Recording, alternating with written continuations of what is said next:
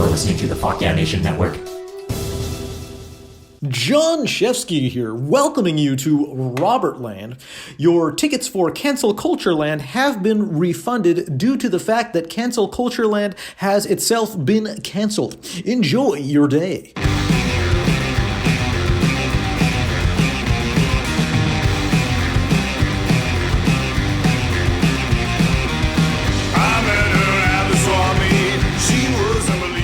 Welcome to Robertland. That's right, your favorite not safe for work comedy theme park podcast. And I'm your host, Robert Thompson, comedian, musician, theme park phenologist, all I do. What is up, everybody? How you guys doing? I have something serious to tell you guys, and I know it's kind of out of character here because this is a comedy theme park podcast, but I have stage 4 ass cancer. And no, I don't. I'm sorry. Cancer isn't funny, but I thought it was funny because I'm wearing these baby Yoda ears from Downtown Disney, and I thought it'd be a little humorous to deliver serious news wearing these because it's a comedic effect. And, me explaining it makes it funnier.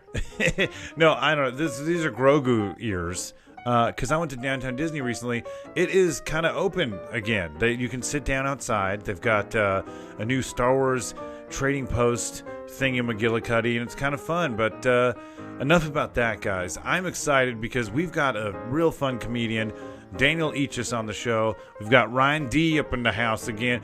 Ryan, you can catch on the Hit the Mics podcast, and of course we do this out of Ryan D's studio, and it's a rad setup, man. We get to have guests in here. There's multicam. It's like real stuff, man. I'm excited to take the show to the next level. Kind of like when Disneyland got, Tomorrowland Space Mountain, or when Legoland didn't suck balls. I don't know, when they did something to not suck balls. I don't know what they do now. I've never been to Legoland. Have you been there, Ryan? Never. Okay, well, I need to someday, but I think you have to bring Legos. I think that's how you get in. Lego money. No, I don't know. But this is a fun one. Daniel just wrote a book called A Day at the Zoo 2062, which is a book of comedic short stories that you could read anywhere while you're waiting in line at the theme park. So it's a fun one, guys. We get into his time shooting a commercial at the Universal Studios backlot, his time doing a jazz band at Disneyland, what it was like to be a dead person at Queen Mary during Halloween time. It's a fun episode, so I'm stoked, guys. We're going to go into my favorite segment, your favorite segment, a classic theme park minute with ZACK HILLMAN. Enjoy.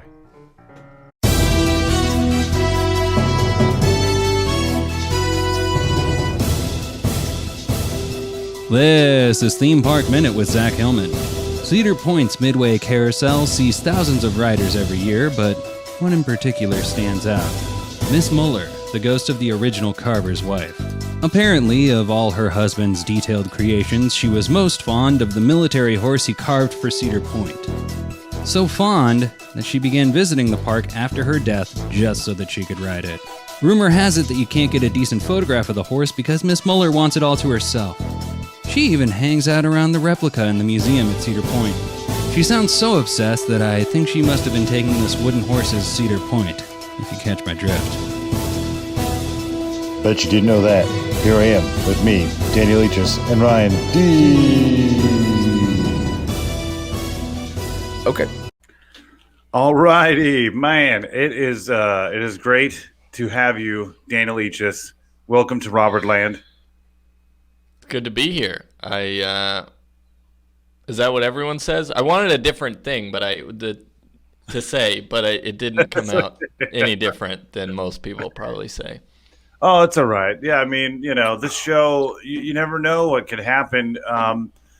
You may think of something else to say, like everything else we're going to talk about, which is a lot of stuff. There's a lot of stuff, Mr. Daniel. I got paused in my tracks there because it's exciting. We've got Daniel EACHUS. We've got Ryan D. Again, our buddy here. He on Hit the Mics. You can hear him. You can see him. But yeah, we've kind of done a lot. Daniel's been a guest on Hit the Mics. Well, very nice. Yeah.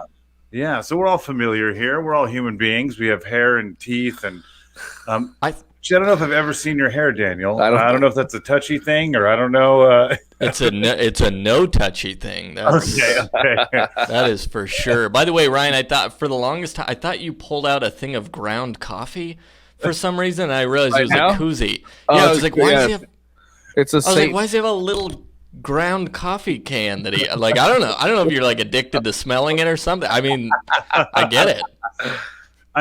Coffee does the trick. I'm actually new to the coffee game, and I feel like I didn't realize how jittery it made me because I always just thought I had anxiety, but it is, but I think that's just how I operate. I just need to I need to feel like I'm dying for my day to get started. You know what I mean? Gotcha. The first time I had like caffeine or coffee related to anything was I was 18. I just gotten back from like a trip with my family, and I had a shot of espresso, and it was Italian. It was like my friend got it. That'll do it. Yeah. It was weird. My friend had gotten back from Italy. I'd gotten back from like Bakersfield or something, but he gave me a shot of Italian espresso, which I don't know if that's where they make. I don't know if that's where it was founded. I think I don't know. Maybe. Yeah. Galileo espresso in Italy, in 1492 discovered it. I don't know. Either way, it was very potent, and I barfed my brains out at Denny's.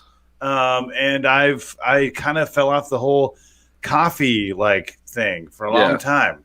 Yep, you started with definitely I mean, that's like starting with heroin, and then years later being like, I should try weed. Yeah, pretty much. Yeah, that's true. But dude, so Daniel, we've got a lot to talk about. You grew up in Fresno, which is where I was born, and I lived my really. That's my Graceland, is Fresno, California. That's your Graceland. Really? I did. I know that? I don't think I knew that. No. I've talked to Kevin Tinkin about it. I've talked and some other folks from Fresno, but I don't think I talked to you about it. And it's kind of perfect for the show because Fresno, if you don't know, folks, has a Storybook Land and Fresno Zoo right next to each other, which are pretty amazing. Did you have memories of going to those places as a kid? Not only memories, I still have the key. Do you know what I'm talking about? The plastic key? Oh, yeah. To get into Storybook Land, right? You have to have a key. And I want to say it worked at the zoo too. What you do is I don't know why they don't still do this, because it was kind of, I don't know, it was kind of cool. Like, you buy this little plastic key, and then they would have little boxes around Storyland, and you would put the key into the box, and then it would tell you it would fill in the scene for you. So if you're looking at the Little Red Riding Hood, it would tell you the story. But then you could also take it next door to the zoo, and you put the key in the little hole, and it would tell you about the animal. That's really, yeah. I wonder that's pretty cool. Do you still have the key? So you have the key yourself? I do still have the key, but also it was just a stick, basically. So also, if you forgot the key, you could pick up a twig and put it in the box, and that would also work. So, did you ever try it out in other places in Fresno? Like, you ever go to Are you asking me if I found random holes in Fresno and stuck my key into it? Yeah.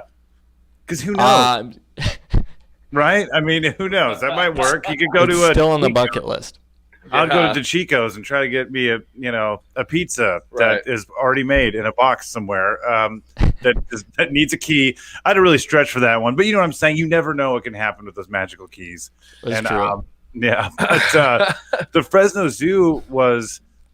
It's kind of because I was 4 years old when I left Fresno because my parents are from Covina, so they had to come back to Southern California, and they went out to Chino. My dad loves anywhere that smells like cows and armpit. Yeah.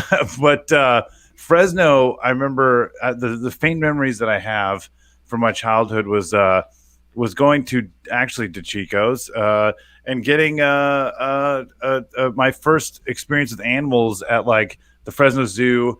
But I faintly remember those lion heads at the zoo that you'd get the water out of, and the water fountain, lion head water fountain things that were these massive lion heads. I don't know if you recall those. God, no, I don't even remember that.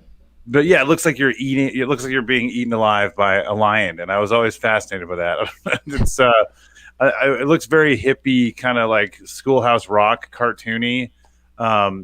But I just know I would tell people that there's a zoo in Fresno, which is actually a pretty nice zoo, and I always get the same response. I remember last time I told a buddy, he was just like, "Oh man, like that must suck for those animals in the summertime, like being in Fresno in the heat." And I'm like, I don't know, man. They're from Africa. Like, I'm sure it's fine. Yeah, and that zoo is really nice. They put a lot of like money into it. I went for my. I've heard it's a pretty damn good place. Yeah, because it's very. I've never been, but yeah, I've heard great things. Yeah, very very chill. Like I spent like 30 minutes with the giraffe, just hanging out, getting to know him. You know, San Diego Zoo, you can't do that. You spend $25 for 2 minutes, but at the zoo, I really got to like. Yeah, it was kind of like I was on like eHarmony with the animal. No, it wasn't like that at all. Zoo Harmony. No. Anyways, guys, this has been a great Robertland. Thank you, Daniel. No. So okay. We have a lot to cover though, because you told me some things that you've done at theme parks that I thought were really interesting, and I've got a lot of questions about that. So that was all in private, by the way. Yeah. Yes. We were on MySpace actually, sharing messages. But you played in a jazz band in high school, or how old are you when you did that? I was in high school. Man, you're taking me down a road here. I don't know if you know this. Oh wow. So in middle school, I started the guitar club. I was a founding member. I started it. I played guitar starting in the 5th grade, and I wanted to be in a rock band. And in 7th grade, our rock band played in 7th grade at lunch. It's pretty dope. We got, there's pictures floating around in the ether out there of me wearing my brother's hand-me-down Hollister t-shirt and Reebok pumps playing at a middle school at lunchtime. But I wanted to be in a rock band. And anyway, one day the high school teacher came to middle school, found out about the guitar club, and was telling me like, "Hey, you're about to go to high school next year. You should really think about joining the jazz band. I promise you, if you get good at jazz, you'll be great at rock." That's what he told me, and I think there is a lot of truth to that. So I was like, "All right, yeah, whatever. I'll think about it." So I go into high school, and I get right into the jazz band because. Our school's as big as mine. They were like Division I schools or whatever. I'm doing air quotes for those of you listening on the podcast. That's very important. They have a big band, which is like your 40-piece, like there's 7 trombones for some reason, jazz bands.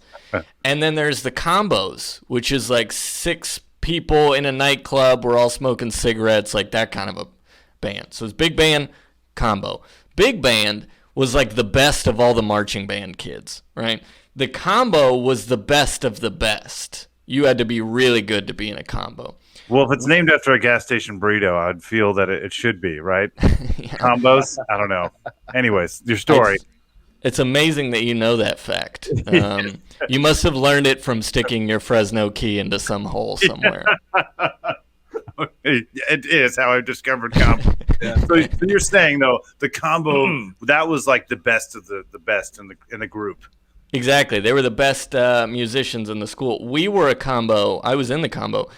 We were in the combo by default because only 6 people wanted to be in the jazz band. Swear to God, there was no auditions, no anything. We just happened to have the right instruments, and they were like, "Yeah, sure." Nobody tried out, literally. So that was unique for a Division I school. Like all these other schools in Division I had these kids who've been, playing their instruments and they were 2 years old. They were like studied jazz. We were a bunch of like ragtag kids who like didn't have to audition. We had cheap instruments. The bass player and the drummer were in my rock band. Like none of us cared about jazz. We just kind of. We practiced our songs every class, like our rock songs. Like that was, it was the coolest class ever. And at the end of our sophomore year, our teacher finally, he just came up to us and he handed us a bunch of music and was like, I know you guys are probably planning on coming back your junior year, but I really think if you guys studied jazz, you could actually be good at jazz. So I don't know, take a look at it over the summer. We'll see what we can do. So over the summer, I had some of the horn players come in, and we during our like rock band practices, and we were like, let's look at this jazz stuff for like an hour. And we would do that periodically, and when we came back our junior year, we played some of those songs for our teacher, and he was like, oh my God, this is good. Like, you guys are really good at this jazz stuff. And, so we started entering all these, like, high school jazz competitions, and it was, like, really something out of a movie because every single other school was showing up in tuxedos and charter buses. We wore the button-down T-shirt that Charlie Sheen wears in 2.5 Men. It's like a two-tone, like literally we had that shirt. The bowling. It's a bowling shirt. Exactly. Yeah. We had that, and we came in our teacher's Ford Explorer with our instruments strapped to the roof. Nice. Oh, wow. Nice. That's how we showed up to so people were making fun of us like crazy. And long story short, we took first place in every single competition That's so that rad. we did. And we got asked to play in New Orleans Square and Disneyland and did a CD. Oh, that's awesome. Yeah. Oh, I feel like it's kind of. It sounds like definitely a great plot for like like Little Giants, That's what I was Mighty about to Ducks, say. like a kid's. You guys were like the Bad News Bears of high school jazz. Yeah. Which is, I imagine, Only you were good. yeah. But I imagine one of you with like a potato sack for some reason playing. I don't know. I wish, but it's so you guys, you kind of conquered jazz and started kicking butt cheeks, and you ended up at Disneyland, New Orleans Square. What is that like to actually play? Like, what comes with that? Do you go in? I was always curious about that. Like, does it ruin your whole day at Disneyland, or are you just playing and then, all right, get out of here, kids? Do you actually get to enjoy the park after? That's a great question. I blacked out my entire trip. I honestly don't remember. No, I remember we showed up. It was such a weird experience because it happened to be this really big day for like, I guess like all these cheer girls were there, which was like also something out of a movie. So there was like all around, I don't know if it's California or throughout the nation, but like there's this giant cheer competition happening at Disneyland that day. And so like us like dorky jazz guys, we were just in heaven. We were like, oh my God, we're the only guys here, and we're the jazz band guys. And the second they saw us in our two-tone Charlie Sheen shirts, they were like, we want nothing to do with you. So we showed up to Disneyland in the Ford Explorer, like none of the girls cared. I just remember going backstage, and they walked us all through. They definitely took us the long route. I remember having to go through backstage in Toontown, and then coming through to like New Orleans Square, like all backstage. I don't know why we went backstage. Literally, it was like, can't we just take the train from Main Street and we'll be right there? And they're like, no, kid, we got to take you through the studios for no reason. But it was cool. It was cool to see. And we had the Disneyland Railroad voice guy introduce us. Oh, wow. He was like, your attention, the Central High East Jazz Band is about to play. And like no one turned their heads because they're like, Haunted Mansion's right there. Like, I can care less. It was a high school jazz band. And then we played through our songs, and then like I guess we were expecting stardom afterwards, and then no one cared, so we just went on all the rides in our Charlie Sheen shirts, and that was the day. I've always been curious about that, and I think the going backstage thing would have totally like wooed me as a kid. Oh my gosh, did you see any like? Was it like Roger Rabbit smoking a cigarette? Like, hey kid, you ain't built for this. Like, I just imagine it being like. I don't know. Did you see anyone in character or anything going back there? Do you remember? I don't remember any characters. I remember they had right behind Toontown. There was two like I don't know if it was recording studios, but they looked like recording studios because I just remember it saying like recording over the door, and it was these magical special doors. And I remember asking he wasn't the tour guide, but our like liaison guy, like, what is that? And he just ignored me. Wow. I wonder if that's like, if you're a good enough kid, you could record your jazz in these rooms. Like, it just sounds like a fantasy, you know? Like, it's just so weird, a recording. I'm sure they have it for like park stuff. I don't know. Yeah, maybe that's where the dude is. That's maybe where that guy was. Tomorrowland Station. Yeah. And He's locked in a room all day. Yeah, I love that he's alive still, because that voice is the same voice from like the 50s, but it's like it's the same ominous voice. Like, now entering Tomorrowland. Like, but he'll update it like, you are entering Galaxy's Edge. I'm like, wow, this guy's got a long, luxurious career. And the thing is, he has to follow you with his cameras all day to make sure he gets you right every time you walk into the right spot. That's all he's ever done, though. Like, you never hear that voice anywhere else. He's just like exclusively the Disneyland. Yeah, I wish I would. And it's the same guy who also does like the really like proper Spanish too. Oh yeah, sendados, por favor. Yeah, I love that. The Haunted Mansion is definitely scarier when the Spanish comes in. Yeah. Termine seis sendados. Like, I don't know. I love the way it sounds. And I've heard some other languages. I forget what ride that was. I think it was when I was at Disney World, because there's so many different cultures. You got like Brazilian people. You've got like Guido guys. You have all sorts of different cultures in the same place. But I remember hearing I think it was their Haunted Mansion. Like I heard it in German, and that was definitely the scariest. Wow, German sounds scary. It always sounds like a death threat. Yeah. Oh, yeah. Yeah. I mean, I'm German, but I can't. I don't know any words. In what, nine? Nine. Yeah, I don't remember, but it just sounded scary. Are you bilingual at all, Daniel? Do you know any? Do you know ASL or Klingon or anything fun like that? A little bit of wingdings. It's kind of my nice. I always thought it would be great if they had a Rosetta Stone Klingon for absolutely no reason. Like there would be no use for that. I mean, I'm sure there's some sort of video that exists on how to. Well, like a Zoom Star Trek convention. Probably. I don't know, but definitely. I mean, there's people out there who've like figured out how to speak every language in Lord of the Rings, and I don't even think. Yeah. I mean, I'm sure you could bust it out at like a Burger King. Even Tolkien's like, you fucking nerds. From his grave. So, dude, you like, being from the Central Valley, right? That's the term they use. I have very faint memories of Gilroy, California.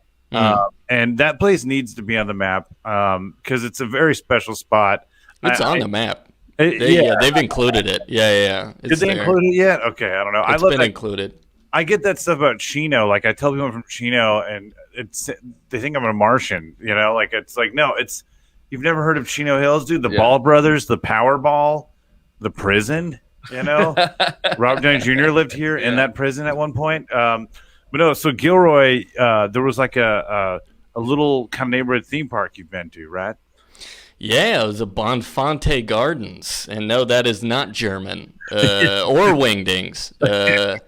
Some dude's last name. Yeah, dude, I grew up going to that place. It was like a. Have you ever been before? It's like these crazy trees. No, it sounds like a lounge singer or something. Singing Bonafonte. Give it up for George Bonfante. Now playing in New Orleans Square. Look at these trees. I don't know. So it's a bunch of trees, and but they're crazy. I think they call them like circus trees. So they're like these crazy, like they have holes in them, and they're different shapes, and like the trunk itself will be these crazy designs. Wow. And I guess this dude like had this farm, and he planted all these trees, and then people wanted to come see the trees, so he's like, all right, I'll set up a carousel, which. I don't know why that was a bigger thing, it feels like, back in the people were just like, oh, you want to come see this thing? I'll set up a Ferris wheel here also. But that's what he did. He created this little park, and then it became bigger and bigger, and then pretty soon it was like a legit theme park, and now it's called Gilroy Gardens. They changed the name of it. I don't know if Bonfante was selling very well. Rolls off the tongue. Yeah. But that's cool, though. So are they like – so this might be a dumb – I am blonde. but this may be a silly question. Are they man-made trees or are they authentic earth-grown trees? They are. Did you just ask the same question twice? Was that what Yes, I did, sir. Are they man-made or did humans make them themselves? I went to the. I love reiterating, the point there. I like making sure I got all ends covered. But I went to the Bonafante School of Broadcasting, so I should know that. Anyway, so he did these crazy things with the seeds or something. I don't know. Like they're all honestly, you gotta Google them. There's some crazy trees, but the whole park is like based on these trees and like the gardens. So it's like a very peaceful park, and it's definitely like mainly for kids. Not like little kid rides, but nothing crazy. There's like a lazy river type like raft ride where you go through gardens and stuff, and a giant roller coaster that goes through all these trees. And the roller coaster's not very big, but it's the garden is. That sounds really fun. We're actually looking at pictures. I don't know. Is there a way to put that on the broadcast here for our listeners? I'll have to describe some of these pictures because they are mighty beautiful. I mean, boy, I just saw one right here, and that looks crazy. So you've got like a ride where you're going through trees. That's really cool.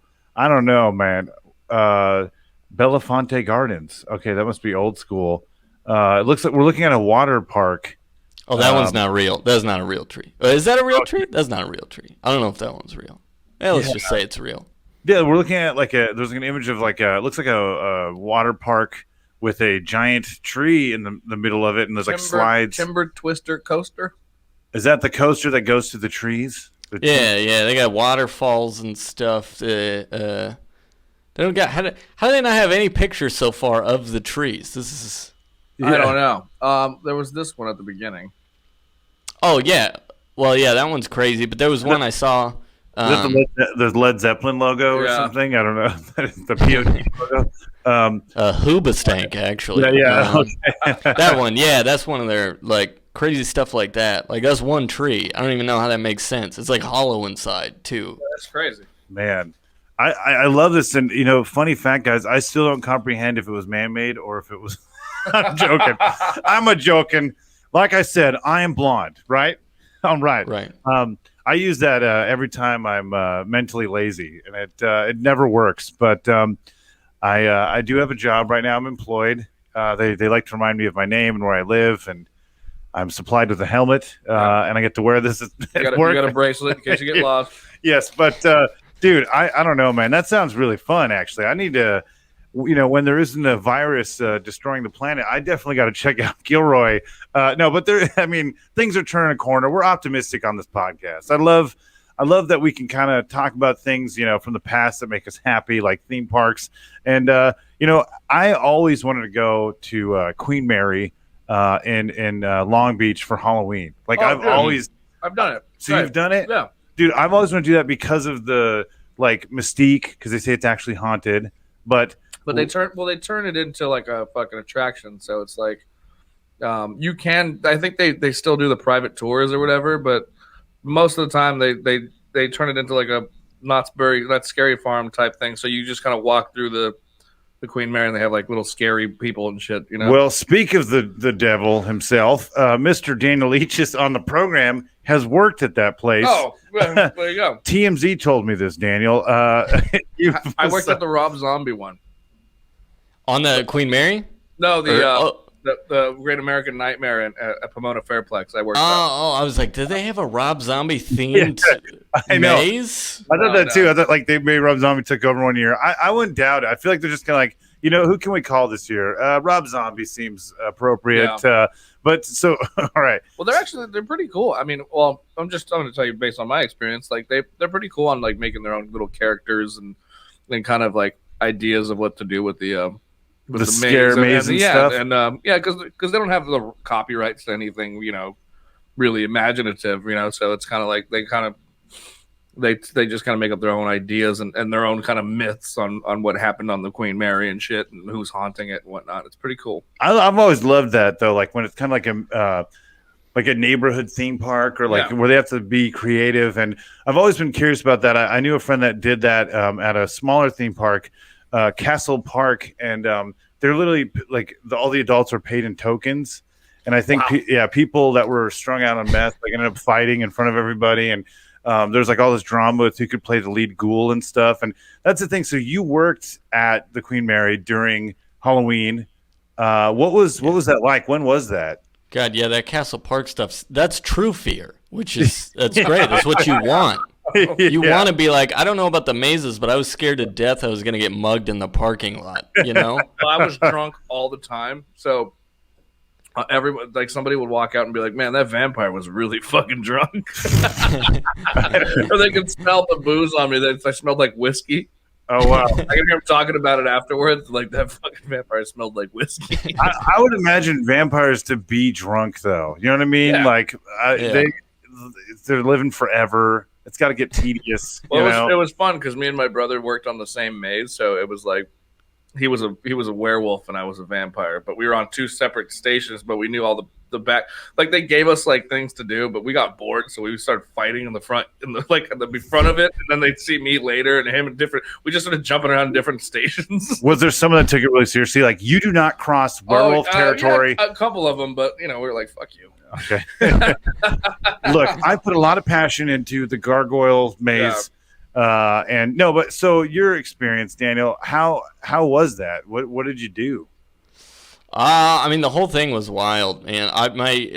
From start to finish. First off, I did it for a month, the month of October, years ago, essentially as a college class. I needed a few extra units, and they were telling me, in the theater department, there were signs everywhere that were like, you get 3 units if you do this for a month and a bunch of free tickets for your friends and free food and all that kind of stuff, which is basically like getting paid in tokens. But that's what I ended up doing. Yeah, oh my God, there was just so much. The first night there was a shooting in the big white dome, and like we all didn't know if it was real or fake, and I was scared to death that I was going to get shot because I had fake blood everywhere on me, and I was like, they're not going to know if I got hit. Because I got fake blood on me, and they're not going to be able to tell where the wound is. Oh man, there was that. Terrifying. Yeah, my second or third night. Because like you said, Queen Mary's supposed to be actually haunted, and they don't have us in like the entryway. They have us in like the depths and the bowels of the ship. And most of the time we were by ourselves. I don't think it was as popular as like a Not Scary Farm or nowadays it's getting a little more popular, but when I worked on it, it was like, especially on a Tuesday night in early October, it was you'd be lucky if you saw a person every 30 minutes. So you're just by yourself. We were way understaffed at the time. I heard it's gotten for us to work there. You had to bring 10 people.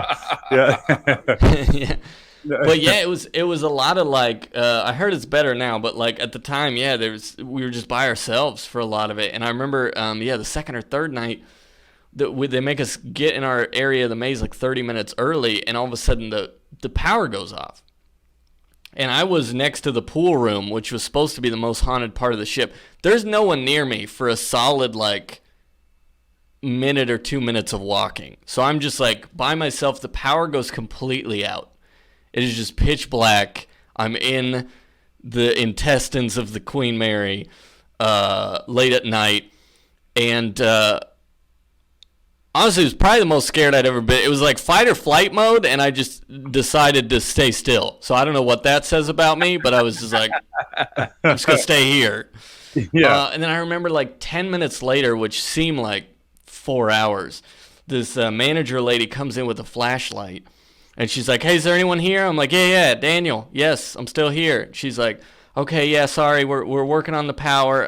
It's going to be like maybe 30 to 40 more minutes. Are you cool staying here? And I was like, no, I'm not. 40 minutes, no. And then she gives me the most surprise, like, oh, really? And I'm like, yeah, no, I'm not, like, no, I don't want to stay right here. And she's like,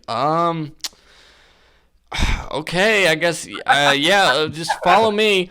And she gives me like I'm the biggest pussy in the world. And then she takes me to this green room where every single person is.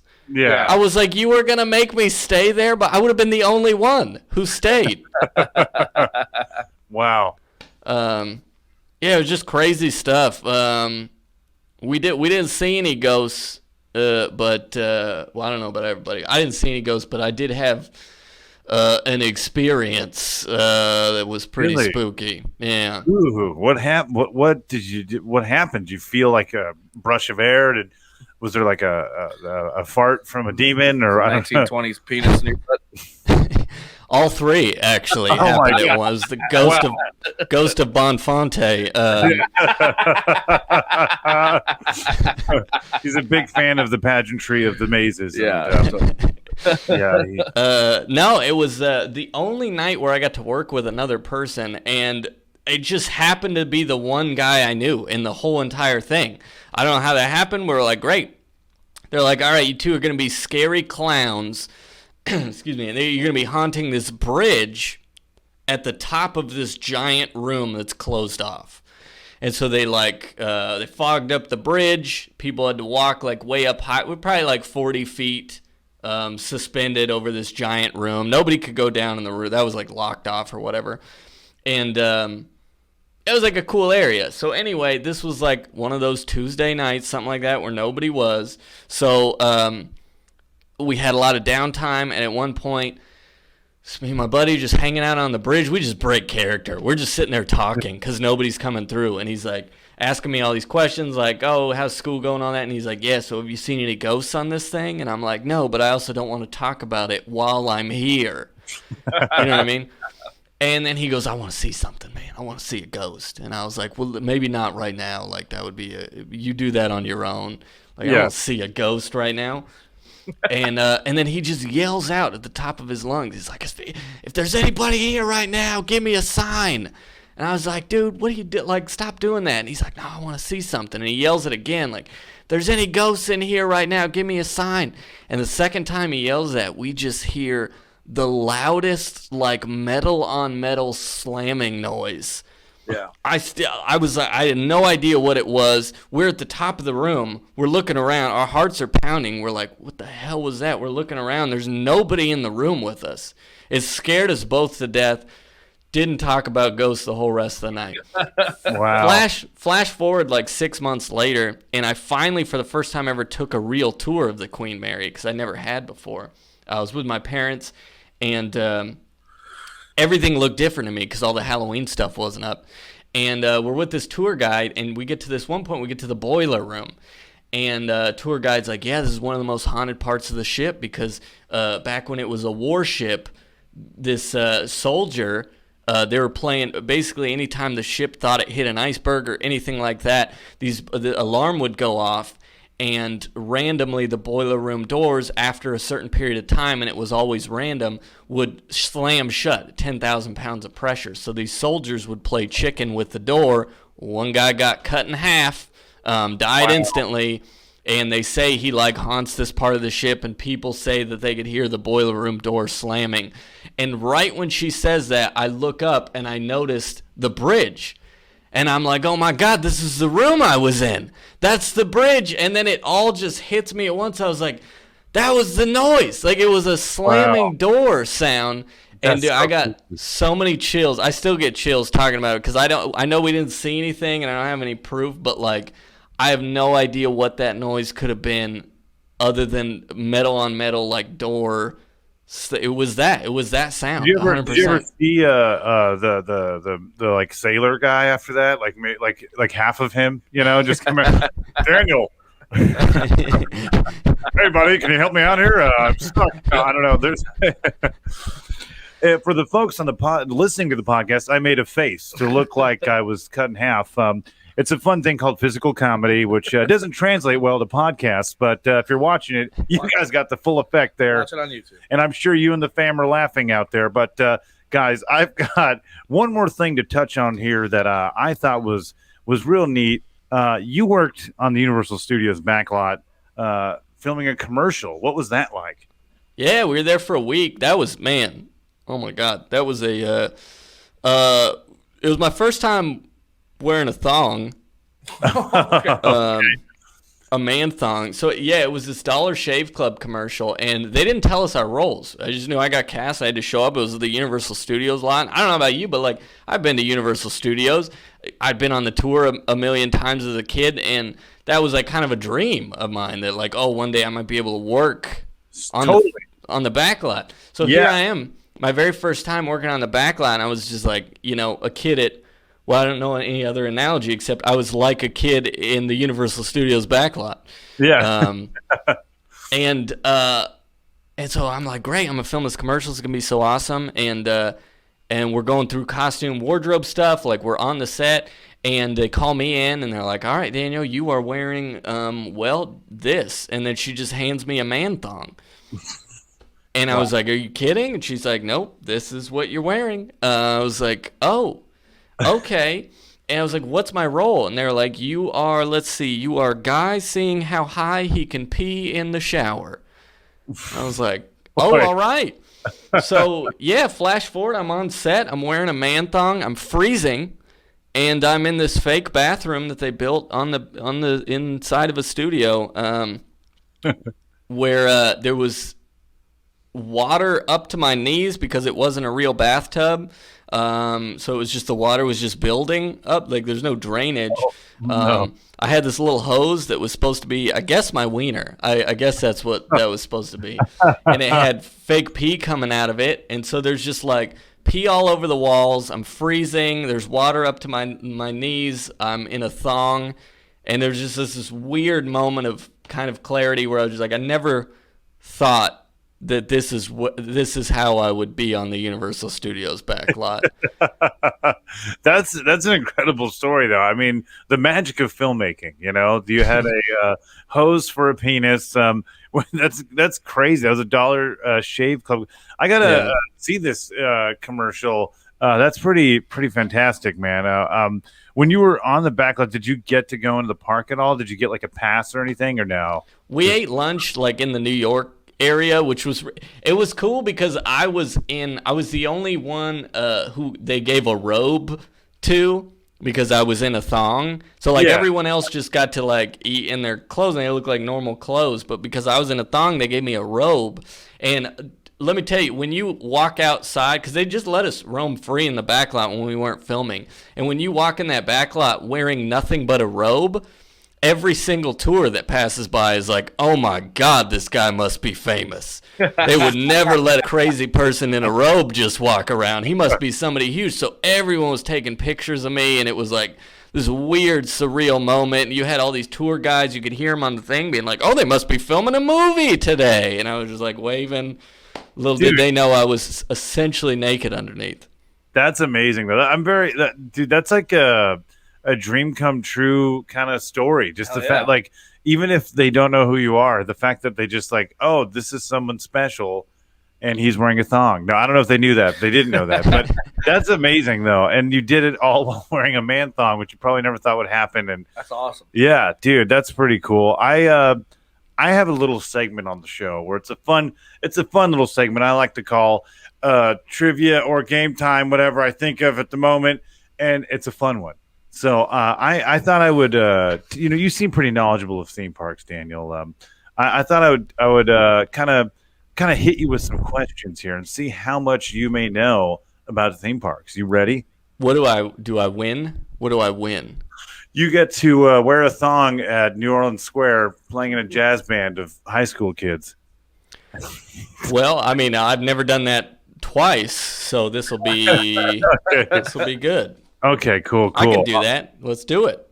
All right. So the first question is, how fast does the fastest roller coaster in the world go? A, 145 miles an hour. B, 200 miles an hour. C, 65 miles an hour. Or D, 149 miles an hour. The fastest roller coaster in the world.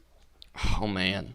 First off, I don't ever remember sticking a key into any holes that told me this fact. So, secondly, I'm pretty sure it's probably in like China or Japan. So it's in the east. Yes. Just the east of America. East. Depending on where you're standing, it's also in the west. Yeah, it's at a Panda Express actually in Irvine. It's in Abu Dhabi at Ferrari World. Okay. Well, the 149 sounds too specific. So if you made that one up, kudos to you for tricking me. But I'm gonna go with 149. Oh my Josh. Well, you got that, my friend. Yes. Yep. So Daniel, I mean, dude, who doesn't say you got the key to roller coaster trivia? You know, you already got one, and that's a pretty tough one. So can I retire? Yeah, we're done now, guys. No, you got a few more, my friend, that we're gonna put you through. The Formula Rossa. La Raza. No, I think I'm probably pronouncing this wrong. It's kind of a Spanish pronunciation. Raza. Yeah, the Formula Raza at Ferrari World Abu Dhabi in the United Arab Emirates. It travels at speeds up to 240 kilometers, which is 149 miles per hour. I don't really know kilometers or how that works, but that sounds like a lot, and it is a lot. Sounds fast. I would have guessed 145 because I thought 49 was too specific. Well, yeah, and also it isn't. Oh, the fucking cat. I'm sorry. Just because doesn't like Superman go like 99 or something? I think it does. It goes really fast. So I was like, well, it can't. I'm like, that's really fast, and I'm like, if it's in a foreign country, it can't go any faster than another 200. Seems like you'll fucking die. Yeah, I don't know. That doesn't sound like it should be legal, but different strokes for different folks. Speaking of Belafonte, but no, so this next question, I think I might be able to stump you. So we're gonna try this right now. Okay, what land at a theme park contains edible plants? A. Knott's Berry Farms Fiesta Village. B. Hershey Park's Hershey's Chocolate Town. C. Tomorrowland at Disneyland. Or D. Michael Jackson's Neverland Ranch. Oh, man. I've been to all four. I'm sorry. I mean, Hershey Chocolate seems like that seems like that's want either 100% right or that's too easy. By the way, that was the last place I was while COVID hit.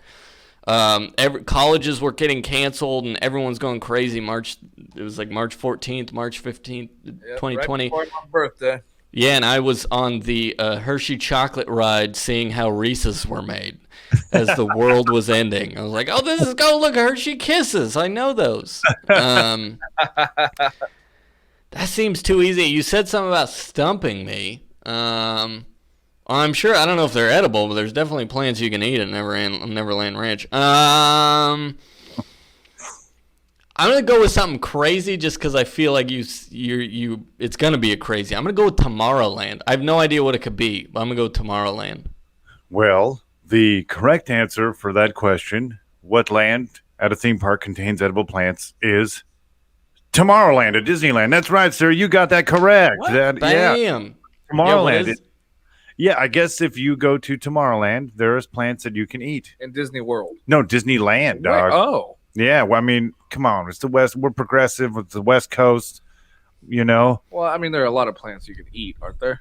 Yeah, it's all marijuana at the. That's why everyone enjoys Space Mountain. A little extra there, but no, yeah, I guess that's the common knowledge, I guess, amongst the, the few people with no lives that know that information. No, but yeah, if you really are hungry and you can't afford a $30 churro, then definitely check out the. I gotta look into this at theme park at Theme Park Land and Disney World. Yeah, tomorrow. I was gonna say, like, it makes sense because that would be the only theme park where you didn't have enough money for the food. So I was like, because who figured that out? It was clearly somebody broke enough to try it. I know. It had to be Disneyland. Totally. Yeah, I think they need to add where you can litter peanuts. Like, those places where you get free peanuts. They need free peanuts at Disneyland too. Yeah. So they need something, man. It's just way too expensive to eat there. Yeah. I think the plants is about all you get, but we'll we hope for the future maybe something else. But this one, this question here may be a little something that I think I could stump the so far champion of the theme park trivia. This is our last question of this. Okay, so this is a multiple choice as well, but it's a little bit different theme. It's theme park injury, fact or fiction. All right, this one's a little morbid. To bring us back to the Queen Mary. Okay, in 2013, a woman suffered a brain injury while riding the Waltzing Swingle at Dollywood theme park in Tennessee. All right, and then I'm going to give you another story here, and you're going to figure out which one of these is false. Oh, all right. Okay, which one's false? They're all true except one of them? Yeah, my bad. Yeah. Way to really bring the segment together by How's this game work? It's called are you a fan of David Lynch movies? You kind of have to it's really abstract. You got to make up your own meaning here. No, so all right. The first story that I was sharing with you to decide if it's real or not was a woman suffered a brain injury while riding the Waltzing Swingle at Dollywood theme park in Tennessee. All right, and then B is this here. On November 5th, 2017, a runner at the Disney Wine and Dine Half Marathon collapsed and died near the finish line in Epcot parking lot. No other details were initially disclosed other than that she totally lost. Get it? Okay, and then the last story here is B. In 2007, while waiting for the Riddler's Revenge at Six Flags Magic Mountain, a man who appeared to be on the substance PCP was triggered to attack and bite an employee when hearing the same 90s techno song looped over and over. The employee had to receive 30 stitches on his left thigh. When questioned and analyzed, the man happened to not to be not in fact on PCP and just hated that fucking 90s techno song. So look, reality is stranger than fiction, as you know, Daniel. Which one of these stories is false? Oh man, the last one is definitely. There's a show on Netflix. It's called The Sinner. That's like literally the premise of that show. So really? I don't know if you watched that show and you made it up based off that, or if the people who made the show based it off of a real story. The Dollywood thing's got to be real. That's for sure. Dollywood's probably injured a lot more than one person. Yeah. I'm going to say the Epcot thing is the fake one because, you eat those plants and you're good to go. Yeah, it's true. Yeah. Gotcha. Yeah, I'm going with the Epcot one. That's fake. All right. So Daniel EACHUS has so far aced this, but I'm sorry, sir. The PCP was the fake story on my end. But then I don't know if this is serendipity or something weird. Is that a real story? Is the Sinner based on a man on PCP at a theme park? I don't even know the plot of The Sinner. No, not really. Yeah, not at all, actually. But it was no, it was this girl. She kept hearing this song, and it drove her to kill someone. Okay. And there was a whole PTSD kind of story behind it. But yeah. So it's something that can happen. Like that guy. I don't know if you guys remember this. That woman on Access Hollywood. I forgot her name. One of the anchors. Her the tone of her voice. Or something set this guy off and he killed people over her voice. What? Yeah, I think it's I forget her name, but yeah, I got to look that up. That would have been fun to have that information. But I'll use a key from Storybook Land and figure that out. You think this podcast will kill anyone? Just the sound of it? I mean, probably. Yeah, I think if someone actually gives it a listen, it may drive someone to. Hopefully. I mean, I hope not. I hope it makes them happy. I don't want them to get murdered out there, but Yeah, or if they listen to all the advice and they eat the wrong plants in Tomorrowland, that could do it. Boy, dude, just stick to Pizza Planet and that's that terrible pasta that they. That $30 pasta. But it's great having you on, man. And I hear that you have a book out now, right? You've written a book. That's awesome, man. What's your book about, sir? It is called, I have it right here. For those of you listening, I'll give you a little. There you go. That's the proof, guys. Sounds like. Yeah. It's called It's called A Day at the Zoo in 2062. It's 45 short stories, fictional, comedic, that are a great poop read. I tell all the people who ask me about this, it is a solid poop read. Like, because they're short stories. So you have days where you get through one, you have days where you get through 7 of them, just depending on how last night was. That's amazing, man. That's really cool, dude. That's another bucket list thing I'd like to do is write a book, you know. But I think that's incredible, man. When did you what prompted you to do it? Was it kind of always on your goal list, or just kind of happened? I stuck my key into a box and it told me that I should write a book. No, I had written these stories. I did like a 30-day challenge 10 years ago where for myself that I was like, I write a new short story every day. I ended up going past the 30 days and filling up 2 notebooks. And I was like, that was fun. That was cool. And then that was it. It just didn't do anything with them.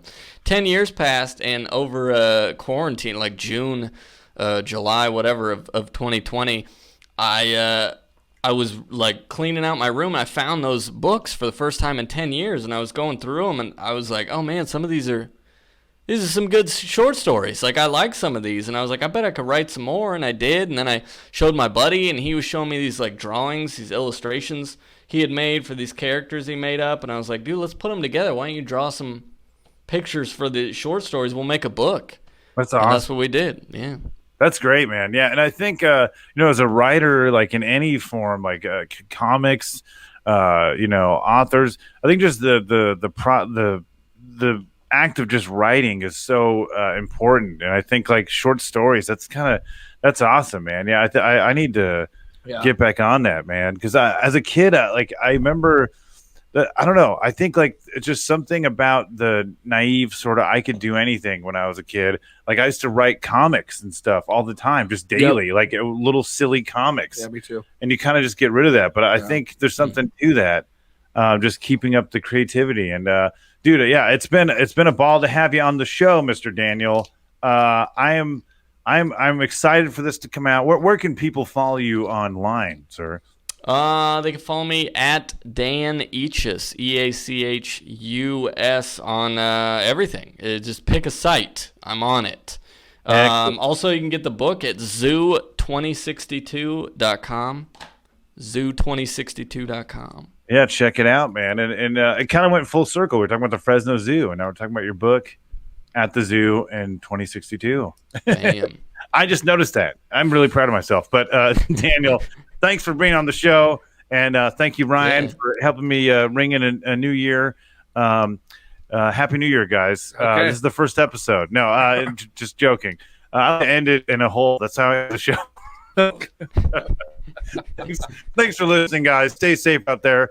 Life is a ride. I would like to ride it all night long, Rascal Flats. Yeah, great one. Thank you. All right, good night.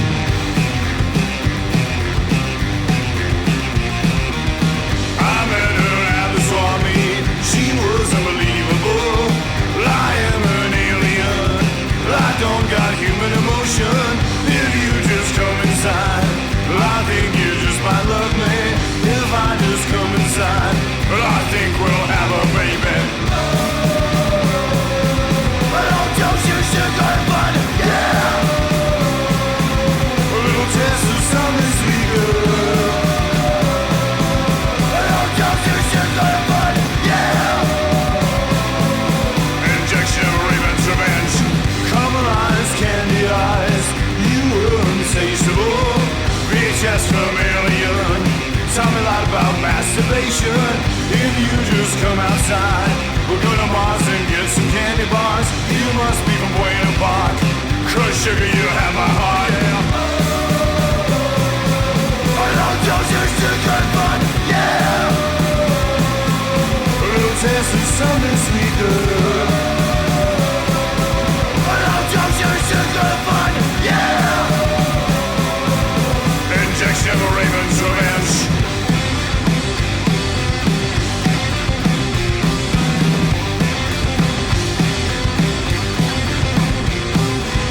So sticky and so sweet, you were there for me. So sticky and so sweet, you were there for me. Oh, candy. Oh,